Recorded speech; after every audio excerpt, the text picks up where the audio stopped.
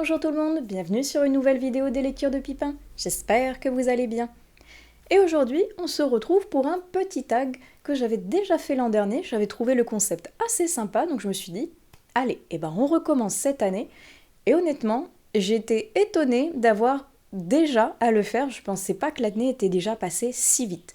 Parce que c'est le Mid-Year Freakout Book Tag, qui en gros reprend un petit peu les lectures et les points phares qu'il y a eu de cette première partie d'année, parce que on en est déjà à la moitié, on est au mois de juillet quand je filme cette vidéo, c'est incroyable je trouve comme le temps est passé super vite. Donc petit carnet, petite note pour savoir quelles sont les questions et comment vous répondre, et j'ai une petite pile de livres là à vous présenter qui sont en rapport donc avec ce petit tag, et on va voir donc tous ensemble qu'est-ce que ça a donné. Alors honnêtement, je ne sais plus de quel conte anglo-saxon il vient, mais en tout cas, c'est de chez eux que je l'ai pris. Alors, c'est donc 15 questions que j'ai traduites parce que donc c'est en anglais sinon. Et la première, c'est quel est le meilleur livre que j'ai lu depuis le début de l'année 2025 ? Et là, j'ai envie de dire que j'en ai deux, un en lecture plaisir et un en SP. Le premier en lecture plaisir, c'est Nos vies en flammes de David Joy, dont je vous ai parlé il y a quelques temps maintenant déjà, et pépite. Je suis vraiment triste de ne pas avoir découvert la plume de David Joy bien avant parce que, waouh, j'ai beaucoup aimé ce qu'il fait. C'est très noir, c'est très dur avec une plume assez crue, mais qu'est-ce que c'était chouette. Alors oui, elle va pas plaire à tout le monde, mais moi elle m'a enchantée et j'ai qu'une hâte maintenant, c'est de découvrir les autres titres de cet auteur parce que Nos vies en flammes, en tout cas, moi ça m'avait convaincue. Et au niveau de l'auto-édition, j'ai adoré Python Vert, parce que c'était une histoire vraiment chouette, prenante, bien écrite, dépaysante, historique, bref, j'ai adoré, c'était un de mes coups de cœur pareil de début d'année, et quand l'autrice m'a dit qu'elle allait avoir une suite, maintenant je suis très curieuse de découvrir quel va être le tome 2, parce que le tome 1 m'a tellement enchantée, que je suis curieuse et en même temps un petit peu craintive de savoir si les attentes vont être aussi élevées pour le tome 2, parce qu'en tout cas j'avais adoré le tome 1. Ensuite, quel est le meilleur sequel de 2025 ? Je ne crois pas en avoir lu, honnêtement, ni de préquel ni de sequel. Je ne suis pas sûre. Honnêtement, j'ai beau réfléchir d'en avoir lu, donc j'ai un petit peu triché et j'ai remplacé la question, on va dire, par plutôt quelle était la meilleure saga de 2025, parce que sinon, dès la deuxième question, j'avais plus rien à vous dire, ça aurait été un petit peu triste. Et donc, moi, c'est une continuité de saga, parce que je l'ai déjà entamée avant 2025, donc je la continue petit à petit, La Villa aux étoffes. Qu'est-ce que j'aime cette saga ! Elle est vraiment prenante, elle est bien écrite, il y a toujours des péripéties autour de cette saga familiale, j'aime vraiment beaucoup, et là, à la fin de ce tome, normalement, on va s'enclencher sur la Seconde Guerre mondiale. Donc j'ai très hâte, franchement, de continuer, même si je sais que j'en suis à l'avant-dernier tome et que je vais être très triste de la quitter. Mais en attendant, je passe toujours d'excellents moments de lecture. Et je crois que sur toutes les lectures que j'ai faites de cette saga, pour le moment, il n'y en a vraiment aucune qui m'a déçue. Ensuite, nous avons une nouvelle sortie pas encore lue, mais que j'ai très envie de lire. Et là, je vais pouvoir la présenter même en papier, parce que je l'ai achetée il y a peu de temps sur Vinted. Cette sortie, La fille aux dahlias, de la saga Le parfum des fleurs sauvages de Tessa Collins, publiée ici chez Charleston. Et bon, même si j'aime pas très le petit bandeau qui est là, j'adore la couverture.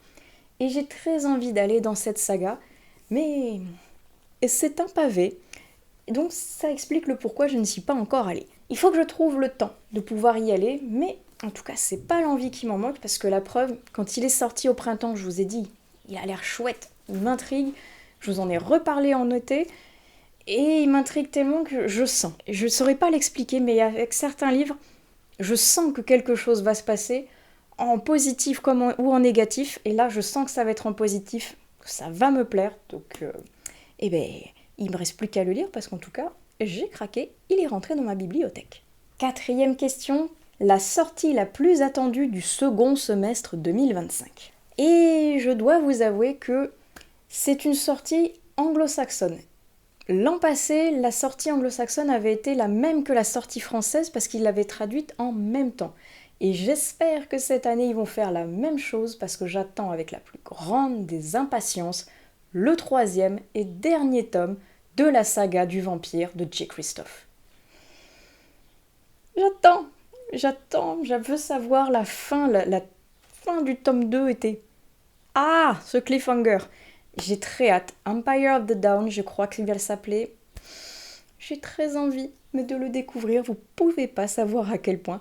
Et j'espère, je pense même que au vu de la fin du tome 2, je vais pas attendre aussi longtemps pour sortir le tome 3. Ensuite, quelle est la plus grosse déception de 2025 ? Eh bien pour le moment, malheureusement, je pense que ça va être La Psy de Frida McFadden parce que j'en ai tellement entendu parler. Je pense que j'avais des attentes très très hautes au niveau de ce titre et de cette autrice. Et la désillusion fut totale parce que ça ne l'a pas fait du tout. J'ai absolument pas été convaincue par la plume, par l'histoire, par l'engouement médiatique autour de tout. Donc ouais, non, ça l'a pas fait avec moi malheureusement, mais pour le moment, je pense que c'est l'une de mes plus grandes déceptions pour cette année. Ensuite, quelle a été la plus belle surprise ? Et là, je pense que, contre toute attente, ça aura été La délicatesse des papillons. Et ça fait pas longtemps, franchement, que je viens de le découvrir, celui-ci. Et c'est pas du tout normalement le style de lecture privilégié que j'adore, parce que je suis plutôt thriller. Et là, on est sur un contemporain presque slash romance, donc absolument pas ma tasse de thé ordinaire. Mais qu'est-ce que c'était bien! Ah, quelle belle lecture, quelle belle découverte et surprise! J'ai été enchantée par la plume, par le dépaysement, par la résonance de l'histoire avec ma vie à moi actuelle. Oh ouais, c'était vraiment super chouette, quelle belle découverte. Et au même titre que la fille Odalia, je vous ai présenté un tout petit peu plus tôt, lui, je suis passée devant et je sais pas. J'ai eu un feeling, je me suis dit, celui-ci, il y a quelque chose qui va se passer. Et en effet, et c'était vraiment super chouette. 7e question, quel a été ton nouvel auteur ou ta nouvelle auteurice favorite pour cette année ? J'ai lu beaucoup de nouveaux auteurs et il y en a plein que j'ai beaucoup aimés. J'espère qu'il y en aura plein d'autres pour cette seconde moitié d'année, mais je pense que David Joy, comme pour la première question, a été l'une des révélations un petit peu phares de cette année, parce que j'ai adoré découvrir sa plume, et j'ai très envie de découvrir les autres de ses titres, parce que, en tout cas, la première impression est plus que positive, et j'ai envie de continuer dans, j'espère, de belles découvertes avec cet auteur. 8e question, le nouveau crush fictif de cette année. Alors je ne sais pas si vous avez vu la même vidéo du book tag mais de l'an passé où je vous disais que en général j'ai pas spécialement de crush fictif parce que j'aime bien certains personnages mais de là à en faire un crush j'étais pas spécialement sûre. Mais c'était avant d'avoir découvert ce monsieur Faust. Waouh, j'adore ce type. Et pourtant c'est pas le personnage central du premier tome, donc j'ai très hâte de pouvoir découvrir les tomes 2 et 3 où je pense on va être un peu plus centré sur ce personnage ainsi que celui de Cendre, qui sont vraiment les deux characters. Les deux personnages en français donc principaux, Faust est chouette. Il a une belle tronche, soit dit en passant. Il est ultra mystérieux, ténébreux, charismatique, fort, avec un côté sombre, et je pense qu'il y a un autre côté derrière, parce que sinon il n'y aurait pas tant de mystère autour de ce personnage, et j'ai très hâte de pouvoir découvrir la suite, parce que je l'ai vraiment beaucoup aimé. Ensuite, nous avons quel est votre nouveau personnage favori ? Et là, alors je ne vous en ai pas encore parlé de ce roman, parce qu'il fait partie de mes lectures Librinova, et comme je vous disais, les Librinova, tant qu'on n'est pas arrivé, on va dire, au round final où il va falloir réellement voter pour les derniers en lice, là il y en a tellement et il y en a beaucoup qui m'ont déçu entre-temps que je vais me contenter de faire des chroniques écrites et je ferai des vidéos pour la finale comme je vous disais. Mais là, j'ai lu une pépite que j'ai classée direct dans mon top favori des étoiles, parce que oui, les meilleures lectures qu'on a à Librinova, on les appelle les étoiles. Je l'ai mis direct en fusée parmi les étoiles parce qu'il a été incroyable. Chelly Canyon, waouh! Et à l'intérieur, il y a le personnage de Nina qui est incroyable également. Donc pour faire vite, vu que je vous en ai pas parlé plus que ça, Nina, c'est une Française qui va aux États-Unis pour écrire son prochain livre et pour ça, elle a besoin de calme, elle a besoin de grands espaces, elle a besoin d'inspiration et elle va en Arizona, dans les Grands Canyons, dans les terres Navajo pour pouvoir y puiser l'inspiration et être vraiment imprégnée de la culture amérindienne locale pour écrire son roman.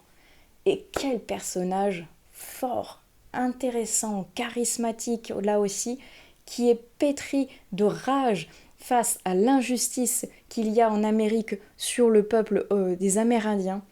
Et qu'est-ce que je comprenais à 300% la frustration de ce personnage. J'avais envie de rentrer dans le livre avec elle et de crier à l'injustice, mais j'espère pouvoir vous en reparler bientôt de ce livre et j'espère qu'il fera partie des étoiles finales parce qu'en tout cas, moi, j'ai adoré découvrir ce titre. Ensuite, la 10e question, c'est un livre qui nous rend heureux. Et le dernier titre que j'ai lu et qui m'a rendue heureuse, alors, il m'a rendue heureuse quand je l'ai reçu parce que je l'attendais avec grande impatience, et il m'a rendue heureuse à la lecture parce que c'est une bouffée de bonheur et un concentré de bonne humeur, de jolies couleurs et de bien-être, de cocooning, de feel good avec Caro from Woodland.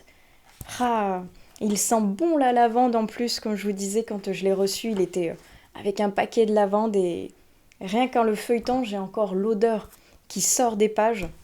C'est incroyable. J'ai vraiment passé un excellent moment de lecture et donc ça m'a rendue très heureuse de découvrir les petits moments cosy de Caro à travers ce dernier ouvrage qu'elle nous a proposé et qui était super chouette. Ensuite, un livre qui m'a fait pleurer.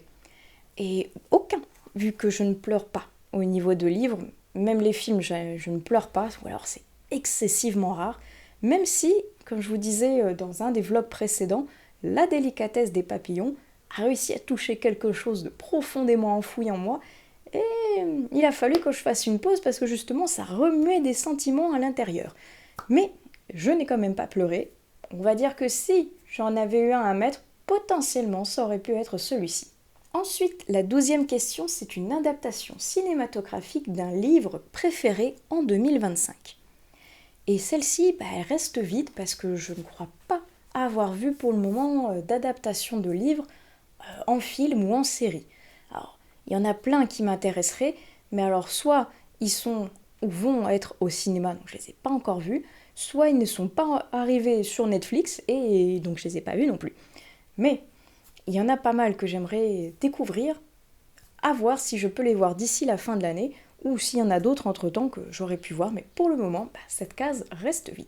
13e question, l'article ou la critique que j'ai préféré écrire cette année. C'est intéressant comme question ça, parce qu'en général, c'est vrai que j'écris des chroniques, mais il y en a certaines où je suis plus ou moins contente, soit déjà de la lecture que j'ai faite, soit de l'article que j'ai réussi à ériger de ma plume. Et j'avoue que celui qui est là, j'ai adoré le lire, puisque je vous l'ai présenté parmi mes meilleures lectures, Python Vert, mais j'ai également adoré écrire la chronique parce que je me suis laissée portée par l'émotion que m'a procuré la lecture de ce roman. Et j'étais inspirée, j'ai été portée par les émotions, par le flot d'idées, d'écriture que m'a inspiré donc ce roman. Et je pense qu'elle était assez longue en plus, la critique que j'avais écrite à ce sujet. Si jamais vous ne l'avez pas lu et que si ça vous intéresse, vous pouvez retrouver à chaque fois au niveau de la barre d'informations les réseaux sur lesquels vous pouvez me retrouver. Et également, il y a toujours le lien de mon blog qui est inséré en barre d'infos. Donc si jamais ça vous intéresse, vous pouvez aller voir soit ce que je fais, soit en particulier la chronique de Python Vert qui, comme je vous dis, était un roman qui m'a vraiment transportée. L'avant-dernière question, quel est le plus beau livre reçu ou acheté cette année ? Et là, j'avais envie d'en mettre deux pour deux raisons différentes. Et en plus, il y en a un reçu et un acheté, donc c'est parfait. Alors, en acheté, j'avais envie de vous parler de cette petite merveille, L'âme des pirates, parce que voilà, et voilà. Sublime. Magnifique ouvrage, franchement, de toute beauté, qui a l'air incroyable également en version lecture, parce que je ne l'ai pas encore lu, mais en tout cas, au vu de l'objet livre, il est absolument magnifique, je trouve. Donc en livre acheté, je pense que celui-ci est le plus beau au niveau esthétique tout du moins. Et en livre reçu, il y en avait un que je voulais mettre tout particulièrement. Alors il n'est pas aussi beau, on va dire, physiquement parlant, en tant qu'objet livre que l'âme des pirates que je viens de vous présenter, même si je trouve qu'il est très beau parce que j'aime beaucoup la couverture, parce que j'aime beaucoup la mise en page également, mais il est très beau également parce qu'il a une histoire et parce qu'il a justement un geste qui m'a touchée qui fait que c'est le plus beau. Vous le voyez par ici parce que je suis incapable de garder la surprise. Jardin nomade. J'ai enlevé par ici le petit bandeau pour que vous voyez vraiment. Déjà, moi je trouve la couverture magnifique. Et Jardin nomade, je trouve que c'est le plus beau livre reçu parce que c'est l'autrice qui a voulu me l'envoyer via sa maison d'édition J.C. Lattès qui l'avait contactée pour publier ce roman. Et elle s'est rappelée que je l'avais lu l'an passé quand elle était en auto-édition, que je l'avais aimé, et elle a demandé à la maison d'édition de m'envoyer un exemplaire de son livre maintenant qu'elle était éditée. Et j'ai trouvé ce geste tellement beau, parce que j'avais tellement aimé ce livre qu'il fait vraiment partie de mes plus beaux cadeaux reçus cette année, si ce n'est pour le moment le meilleur, parce que franchement, ça m'a vraiment bouleversée et beaucoup touchée. Le geste de la maison d'édition et de l'autrice. Encore un énorme merci à eux. Si vous n'avez pas lu Jardin nomade, je vous le conseille à 3000%. Il est exceptionnel. Et on en arrive à la dernière question, qui est un livre que je dois lire avant la fin de l'année. Et j'ai envie de dire, au vu de ma palle gigantissime, il y en aura plus qu'un livre que j'ai absolument envie de lire d'ici la fin de l'année. Donc je vous ai fait une petite pile de 5 livres, mais qui sont 5 pavés. Donc c'est en partie le fait du pourquoi ils sont là, donc toujours pas lus, c'est parce que ce sont 5 petits patapouf. Mais c'est 5 patapouf que j'ai très envie de découvrir, pour diverses raisons. Donc laissez-moi vous présenter. Alors, le premier, Lonesome Dove, parce que je suis toujours dans ma période Yellowstone, là en plus... Il y a 1923 qui va arriver sur Netflix dans pas longtemps et je brûle d'impatience de pouvoir découvrir cette série, qui est le préquel donc de Yellowstone. Et là apparemment on est à peu près dans la même vibes et j'aime beaucoup de toute façon les westerns, les histoires de cow-boys dans l'ouest américain, les grandes étendues, bref. J'ai très envie d'aller découvrir ce premier tome, j'ai le deuxième là-haut quelque part, mais en tout cas celui-ci il me fait fortement envie. J'ai également très envie de découvrir ce petit pavé qu'est Bravoure, le deuxième tome des Terres bannies de John Gwynne, parce que j'avais adoré. J'ai très envie d'aller dans le second tome, mais est-ce qu'il est plus gros? Oh, il est quasiment identique au premier tome, donc à peu près 800 pages. 800 pages Voilà pourquoi il n'est pas encore sorti, mais pourtant, il me fait très envie. Parce que j'adore cet univers, j'ai très envie de découvrir tous les livres de John Gwynne, mais commençons par terminer au moins cette saga. Celui-ci me fait fortement envie, mais je pense que je vais pouvoir le découvrir plutôt vers cet automne déjà parce que la couverture m'inspire un peu plus cette saison au vu de cet arbre couleur rougeoyante. Et dans les eaux troubles, ça va être un thriller un petit peu un petit peu dérangeant comme ça, que j'ai très envie, je pense, de me réserver pour l'automne. En tout cas, c'est l'ambiance que ça m'inspire. Il m'intrigue fortement, mais lui aussi, on est sur un bon gros petit bébé là. Donc, il fait partie de ceux que j'ai fortement envie de découvrir, mais qui attend patiemment. Un autre patapouf? Oui, La Cité de Laiton. Encore. Donc si je vous le présente ici, c'est qu'il n'est toujours pas sorti de ma palle malgré les X challenges dans lesquels je l'ai placé. Mais là aussi, on est sur un bon pavé. On est sur beaucoup de personnes qui me disent « Il est exceptionnel, qu'est-ce que tu fais? Sors-le tout de suite !» J'entends bien. Bientôt, j'espère, je vais pouvoir vous dire dans l'une des prochaines vidéos que je l'ai enfin sorti, voire peut-être même terminé, parce qu'en tout cas, vous me donnez fortement envie de le sortir. Et enfin, le dernier que je voudrais vous présenter, et j'espère pouvoir pareil lui aussi le sortir. Oui, encore, L'ombre du savoir perdu. Mais là aussi, je vous ai dit, je vous ai présenté 5 livres qui me font envie, 5 pavasses. Donc il va falloir un petit peu de temps pour les lire d'ici la fin de l'année, je l'espère. Hein. Mais en tout cas, lui aussi c'est pareil. J'ai très envie d'aller dedans, il a l'air incroyables. Enfin, les 5 m'ont l'air incroyables. Mais il me faut du temps, il me faut le moment opportun. Et après, j'ai toujours un souci, c'est que je veux lire plein de choses en même temps.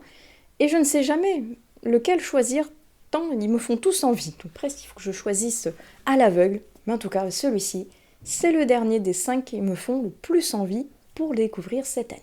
Alors c'est avec celui-ci que je vais donc terminer ce Media Freak Out Book Tag. Alors il y a plein d'autres livres qui me feraient envie. On est d'accord. Mais on va plutôt se contenter de 5 parce que c'est déjà pas mal. Et potentiellement, d'ici là, il y en aura d'autres qui vont me faire envie. On est d'accord également. Racontez-moi tout. Vous, votre milieu d'année, où est-ce que ça en est? Est-ce que parmi les mêmes questions, vous avez certaines réponses qu'on a en commun? Ou sinon, quelles sont vous aussi les lectures que vous avez le plus envie de lire d'ici la fin de l'année? Racontez-moi tout. On peut échanger tous ensemble comme ça au niveau des commentaires. Et sur ce, je pense que je vais clôturer ici. J'espère que cette vidéo vous aura plu. N'hésitez pas, comme je vous dis, à venir échanger avec moi au niveau des commentaires. Et sur ce, on se retrouve sur une prochaine vidéo des lectures de Pipin. Et je vous souhaite en attendant d'excellentes lectures. Allez, ciao!